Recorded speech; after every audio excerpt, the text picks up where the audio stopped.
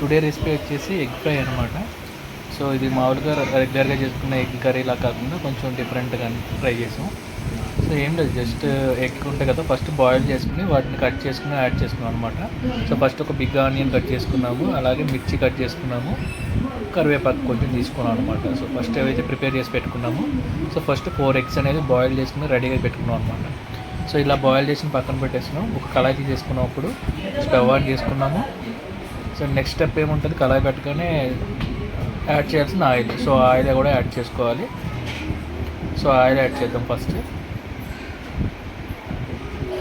ఈ విధంగా oil add చేసిన తర్వాత సో ఆయిల్ కొంచెం హీట్ అవ్వాలన్నమాట. సో ఆయిల్ కొంచెం హీట్ అయిన తర్వాత సో దాంట్లోకి మనం కొంచెం జీలకర్ర, కొంచెం ఆవాలని యాడ్ చేసాం అనమాట. So half table spoon. Next కరివేపాకు. సో ఇమీడియట్గా కరివేపాకు వేసాము. సో చిప్పట్లాడుతుంది కదా. సో వన్స్ కంప్లీట్ అయిపోయిన తర్వాత మనం మిర్చి యాడ్ చేసాం అనమాట. సో మిర్చి యాడ్ చేసిన తర్వాత సో సౌండ్ వస్తుందో చిప్పట్లంతో సౌండ్ ఎప్పుడైతే ఆగిపోతుందో ఆ నెక్స్ట్ ఆనియన్స్ యాడ్ చేయాలన్నమాట.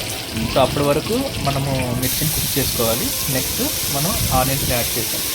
సో ఆనియన్స్ని సో వెంటనే కుక్ అవ్వాలంటే ఆనియన్స్కి వెంటనే ఇమీడియట్గా ఏం చేయాలంటే సాల్ట్ యాడ్ చేయాలి. సో సాల్ట్ యాడ్ చేస్తే ఏమవుతుందంటే ఆనియన్స్ అనేవి సో ప్రాపర్గా కుక్ అవుతాయి అనమాట. సో సాల్ట్ యాడ్ చేసి సో ఒకసారి కలిపి పెట్టుకున్నాము గరిటెతో. సో నెక్స్ట్ వచ్చేసి ఒక హాఫ్ టేబుల్ స్పూన్ అల్లం వెల్లుల్లి పేస్ట్ అనమాట. సో అల్లం వెల్లుల్లి పేస్ట్ హాఫ్ టేబుల్ స్పూనే. సో ఏ రెసిపీకి ఏ కర్రీకైనా హాఫ్ టేబుల్ స్పూన్ సరిపోతుంది. సో మనం ఇంట్లో ప్రిపేర్ చేసుకున్నాం. సో అలా కుక్ చేసుకుని ఒకసారి కలిపి పెట్టుకుంటే ఈ విధంగా ఆనియన్స్ అనేవి కలర్ అనేది చేంజ్ అయింది. నెక్స్ట్ మనం పసుపు అనేది యాడ్ చేసుకోవాలి. మేము ప్రతి దాంట్లో పసుపు యాడ్ చేస్తాం. సో యాంటీబయాటిక్ కాబట్టి సో పసుపు అనేది యాడ్ చేసుకున్నాము హాఫ్ టేబుల్ స్పూన్. సో నీట్గా కలిపేసుకుని నెక్స్ట్ ఇలా మీడియం ఫ్లేమ్ మీద కుక్ అవుతూ ఉంటుంది. ప్యారల్గా ఇవన్నీ చేస్తూ ఉంటాం అనమాట. సో ఎగ్ని అలా కట్ చేసుకున్నాము, ఆ ఎల్లో కూడా పెట్టుకున్నాం అనమాట. సో ఇప్పుడు బాగా కుక్ అయిన తర్వాత ఆనియన్స్లోకి ఇప్పుడు ఎగ్స్ ఏవైతే ఉన్నాయో కట్ చేసుకున్న ఎగ్స్ను ఆ ఎల్లోస్ని యాడ్ చేసుకోవాలి. సో యాడ్ చేసుకుని ఒకసారి గరిటెతో బాగా మిక్స్ చేసుకోవాలన్నమాట. సో మిక్స్ చేసుకోవడం అంటే కాదు, జస్ట్ ఒక గరిటెతో ఒకసారి తిప్పుకోవాలన్నమాట. నెక్స్ట్ ధనియాల పౌడరు. సో ధనియాల పౌడరు హాఫ్ టేబుల్ స్పూన్.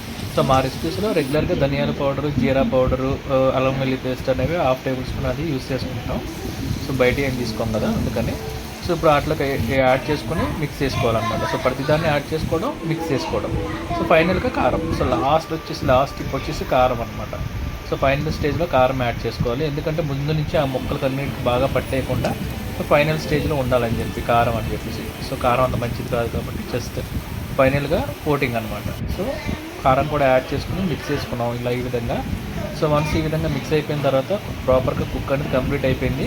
ఇంకా సర్వ్ చేసుకొని ఈట్ చేయడం అనమాట. సో టేస్ట్ అయితే బాగానే ఉంది.